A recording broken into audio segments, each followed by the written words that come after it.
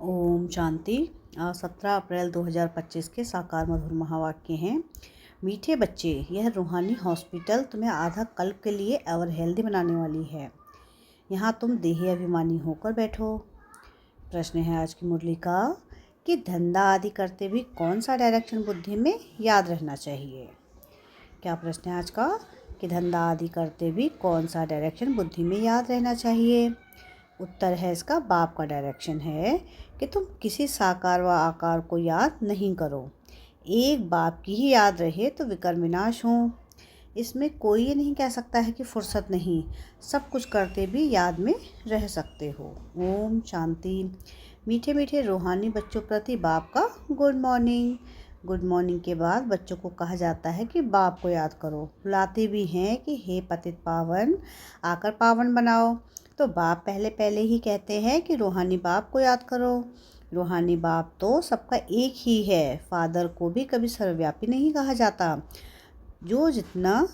जितना हो सके बच्चे पहले पहले बाप को याद करो। कोई भी साकार व आकार को याद नहीं करो सिवाय एक बाप के। यह तो बिल्कुल सहज है ना। मनुष्य कहते हैं हम बिजी रहते हैं, फुर्सत नहीं, परंतु इसमें फुर्सत तो सदैव है। बाप युक्ति बतलाते हैं। यह भी जानते हो कि बाप को याद करने से ही हमारे पाप भस्म होंगे। मुख्य बात है यह, धंधे आदि की कोई मना नहीं है। वह सब करते हुए सिर्फ बाप को याद करो तो विकर्म विनाश हो। यह तो समझते हैं कि हम पतित हैं। साधु संत ऋषि मुनि आदि सब साधना करते हैं।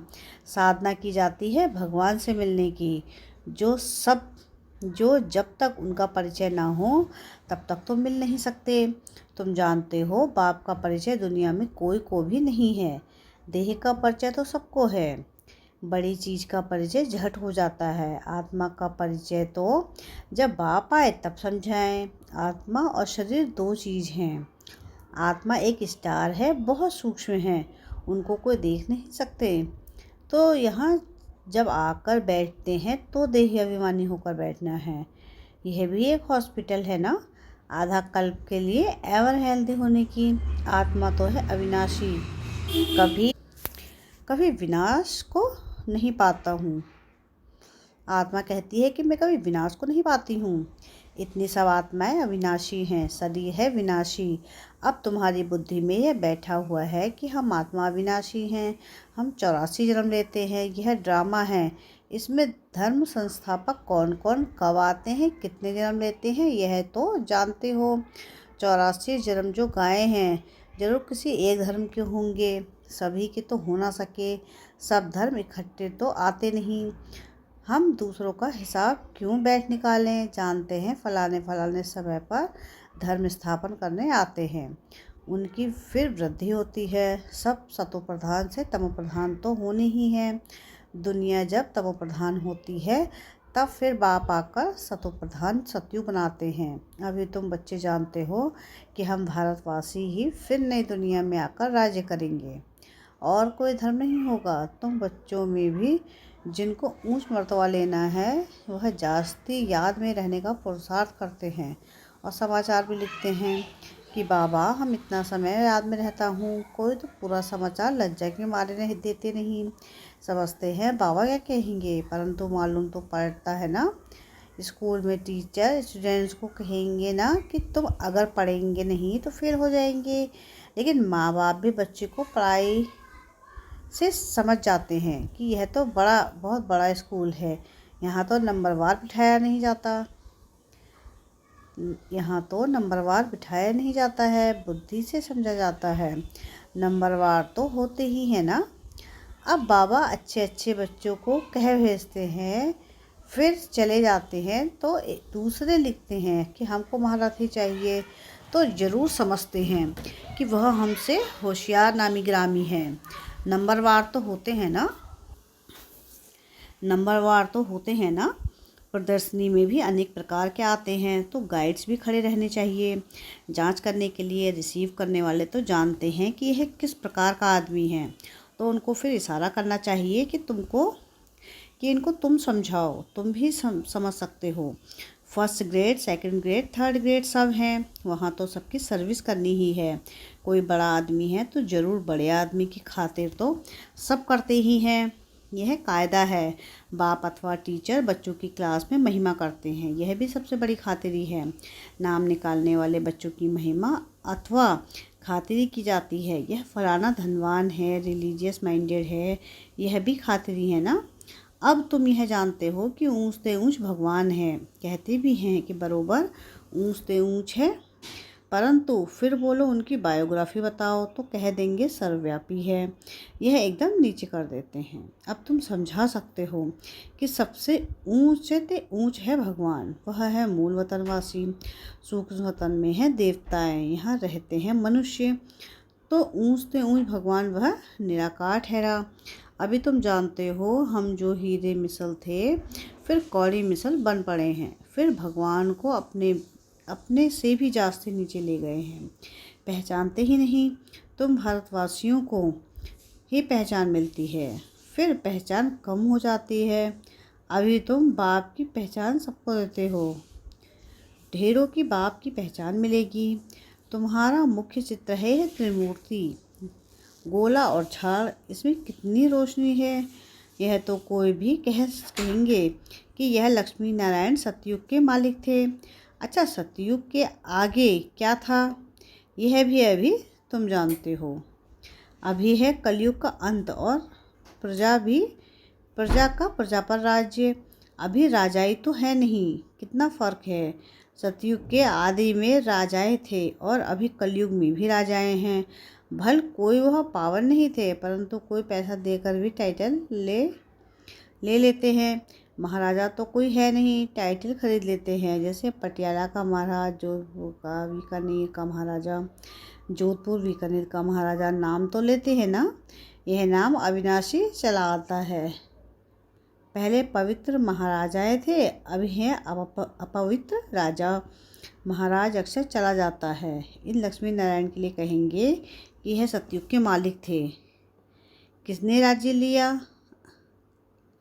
अभी तुम जानते हो रजाई की स्थापना कैसे होती है। बाप कहते हैं मैं तुमको अभी पढ़ाता हूँ 21 जन्मों के लिए। अभी वह तो पढ़कर इसी जन्म में ही बैरिस्टर आदि बनते हैं। तुम अभी पढ़कर भविष्य महाराजा महारानी बनते हो।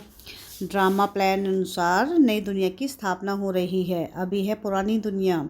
भले कितने भी अच्छे अच्छे बड़े महल हैं, परंतु हीरे जवाहरात के महल तो बनाने की कोई में ताकत नहीं है। सतयुग में यह सब हीरे जवाहरातों के महल बनाते हैं। बनाने में कोई दिल्ली थोड़ी ही लगती है। यहाँ भी अर्थक्वेक आदि होती है तो बहुत कारीगर लगा देते हैं। 1-2 वर्ष में सारा शहर खड़ा कर देते हैं।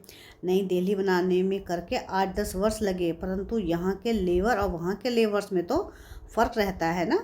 आजकल तो नई नई इन्वेंशन भी निकालते रहते हैं। मकान बनाने की साइंस का भी जोर है। सब कुछ तैयार मिलता है, झट फ्लैट तैयार, बहुत जल्दी जल्दी बनते हैं। तो यह सब काम में तो आते हैं ना। यह सब साथ चलने हैं। संस्कार तो रहते हैं ना। यह साइंस के संस्कार भी चलेंगे। तो अब बाप बच्चों को समझाते रहते हैं कि पावन बनना है तो बाप को याद करो। बाप भी गुड मॉर्निंग कर फिर शिक्षा देते हैं।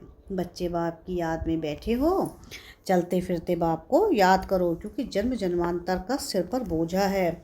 सीढ़ी उतरते उतरते 84 जन्म लेते हैं। अभी फिर एक जन्म में चढ़ती कला होती है। जितना बाप को याद करते रहेंगे उतना खुशी भी होगी, ताकत मिलेगी। बहुत बच्चे हैं जिनको आगे नंबर में रखा जाता है, परंतु याद में बिल्कुल रहते नहीं। बल ज्ञान में तीखे हैं, परंतु याद की यात्रा नहीं है। बाप तो बच्चों की महिमा करते हैं, यह भी नंबर 1 में है, तो ज़रूर मेहनत भी करते होंगे ना। तुम हमेशा समझो कि शिव बाबा समझाते हैं तो बुद्धि योग वहाँ लगा रहेगा। यह भी सीखता तो होगा ना। फिर भी कहते हैं कि बाबा को याद करो। किसको भी समझाने के लिए चित्र हैं। भगवान कहा ही जाता है निराकार को, वह आकर शरीर धारण करते हैं। एक भगवान के बच्चे सब आत्माएं भाई भाई हैं, अभी इस शरीर में विराजमान हैं। आत्मा का तख्त है, अकाल तख्त, और कोई खास चीज़ नहीं है। यह तख्त है अकाल मूर्त। भ्रकुटी के बीच में आत्मा विराजमान होती है। इसको कहा जाता है अकाल तख्त। अकाल तख्त अकाल मूरत का। आत्माएं सब अकाल हैं। कितनी अति सूक्ष्म है। बाप तो है निराकार, वह अपना तख्त कहाँ से लाए। बाप कहते हैं मेरा भी है तख्त है, मैं आकर इस तख्त का लोन लेता हूँ। ब्रह्मा के साधारण बूढ़े तन में आकर तख्त पर आकर बैठा हूँ। अभी तुम जान गए हो, सब आत्माओं का यह तख्त है। मनुष्यों की ही बात की जाती है, जानवरों की तो सब ने बात नहीं।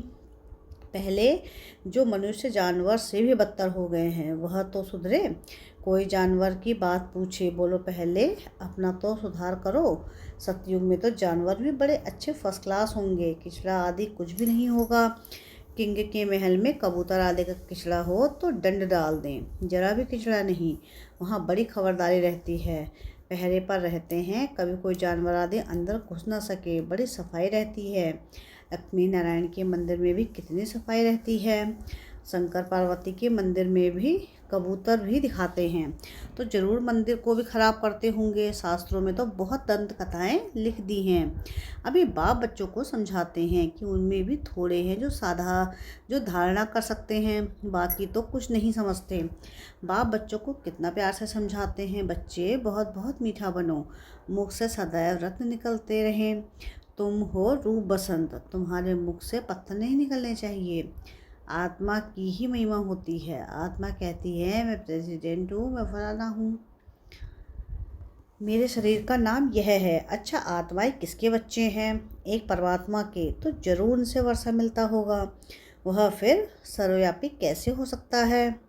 तुम समझते हो, हम भी पहले कुछ नहीं जानते थे, अभी कितनी बुद्धि खुली है। तुम कोई भी मंदिर में जाएंगे समझेंगे कि यह तो सब झूठ चित्र है। 10 भुजाओं वाला, हाथी की सूंड वाला कोई चित्र होता है क्या? यह सब है भक्ति मार्ग की सामग्री। वास्तव में भक्ति होनी चाहिए एक शिव बाबा की, जो सबका सदगति आता है। तुम्हारी बुद्धि में है या लक्ष्मी नारायण भी 84 जन्म लेते थे, फिर ऊँचते ऊँच बाप ही आकर सबको सदगति देते हैं। उनसे बड़ा कोई है नहीं। ये ज्ञान की बातें तुम्हारे में भी नंबर वार धारण कर सकते हैं। धारणा नहीं कर सकते हैं तो बाकी क्या काम के रहे। कई तो अंधों की लाठी बनने के बदले अंधे बन जाते हैं। गऊ जो दूध नहीं देती है फिर उसे पिंजरापुर में रखते हैं, यह भी ज्ञान का दूध नहीं दे सकते हैं। बहुत हैं जो कुछ पुरुषार्थ नहीं करते, समझते नहीं हैं कि हम कुछ तो किसका कल्याण करें। अपनी तकदीर का ख्याल ही नहीं रहता, बस जो मिला सो अच्छा। तो बाप कहेंगे इनकी तकदीर में नहीं है। अपनी सदगति करने का पुरुषार्थ तो करना चाहिए, देही अभिमानी बनना है।